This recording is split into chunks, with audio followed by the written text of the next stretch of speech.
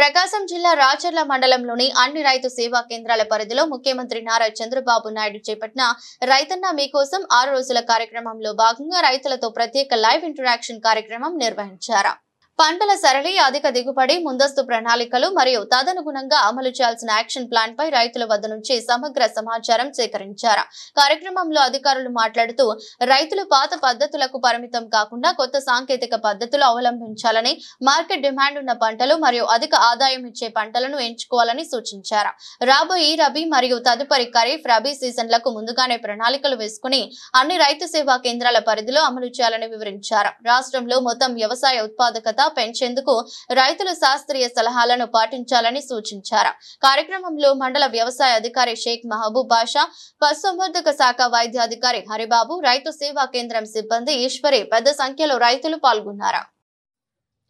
నమస్కారం అండి. నా పేరు షేక్ మహబూబ్ బాషా, మండల వ్యవసాయ అధికారి రాచర్ల. రైతన్న మీకోసం ప్రోగ్రాము 23వ తారీఖు నుంచి 29వ తారీఖు వరకు 6 రోజులు రైతు సేవా కేంద్రాల సిబ్బంది అన్ని గ్రామాల్లో రైతులతో చర్చించి రైతులు ప్రస్తుతం వేస్తున్నటువంటి పంటలు ఏ పంటలు వేశారు, సోర్స్ ఆఫ్ ఇరిగేషన్ ఏ విధంగా ఉంది, ఏ పంటలు వేస్తే అధిక దిగుబడులు వస్తున్నాయి, అలాగే వ్యవసాయ యాంత్రీకరణ ఏమేమి కావాలన్నీ కూడా ప్రతిదీ కూడా రైతు సేవా కేంద్రం సిబ్బంది 6 రోజులు తిరిగి తీసుకున్నటువంటి సమాచారాన్ని ఈరోజు 3వ తారీఖు అన్ని రైతు సేవా కేంద్రాల పరిధిలో గౌరవనీయులైనటువంటి ఆనరబుల్ సీఎం గారు లైవ్ టెలికాస్ట్ అనేది నిర్వహించడం జరిగింది. ఈ లైవ్ టెలికాస్ట్లో భాగంగా అందరు ఆర్ఎస్కే సిబ్బంది కూడా రైతులు, ప్రోగ్రెసివ్ ఫార్మర్స్, మంచి రైతులు, అలాగే SH self help groups, FPOs వీళ్ళందరూ కూడా పాల్గొని ఈ యాక్షన్ ప్లాన్ తయారు చేయడానికి పాల్గొన్నారు. ముఖ్యంగా ఈ యాక్షన్ ప్లాన్ అంటే ఈ 6 రోజులు జరిగిన ప్రోగ్రాంలో ఈరోజు యాక్షన్ ప్లాన్ తయారు చేస్తారు.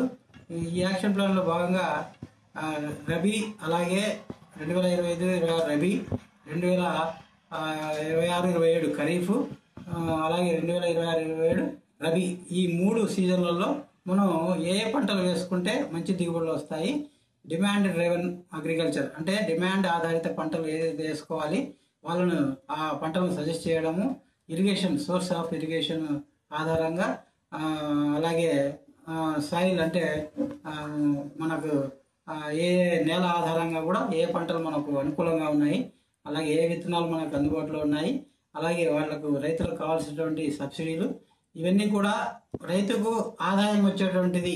అంటే పాత పద్ధతిలో ఎప్పుడూ కూడా మూస పద్ధతిలో రైతులు పండిస్తున్నారు కాబట్టి వాళ్ళని కొత్త వాటికి తీసుకెళ్లాలా, ఆదాయం వచ్చేటువంటి పంటలను తీసుకోవాలి. అలాగే అగ్రికల్చర్లో, వ్యవసాయంలో, హార్టికల్చర్లో, ఉద్యానవనంలో, అలాగే పాడి పరిశ్రమలో, ఫిషరీస్లో, వీటన్నిటినీ కూడా ప్రతి ఒక్కటి కూడా మనం ప్రైమరీ సెక్టర్ అగ్రికల్చర్ కాబట్టి మనకు వీటన్నింటి తయారు చేసి రైతును ఈ గ్రాస్ అంటే అల్టిమేట్గా పండించిన పంటలో గ్రాస్ వాల్యూ ఎడిషన్ అనేది మనకి ఆదాయాన్ని పెంచేటువంటి మార్గాన్ని మనం ఈ యాక్షన్ ప్లాన్ ద్వారా మనం తయారు చేసి ప్రభుత్వానికి నివేదిక అందిస్తున్నాము.